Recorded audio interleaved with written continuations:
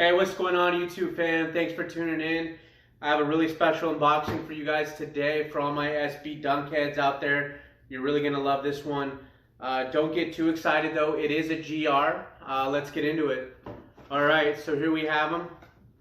These are Nike SB Dunk Low Pros in the black/washed coral colorway. Let me bring it in a little closer. Get a better look right there. Let's turn it around. You can see all those coral hits right there. Inner lining. And of course, SB logo. I know everyone has that burning question, does it have the fat tongue? Yes, it does. Huge win there. Yeah, my overall thoughts on these. I would say if you're looking for a premium shoe, you're not going to find it here. Although it is a GR, and for all my collectors out there like myself, I am, still cop this if you're on the fence.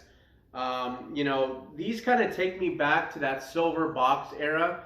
Again, I'm only saying that because the color blocking on these, the play on the suede and the leather, really reminds me of the 2003 Vamps.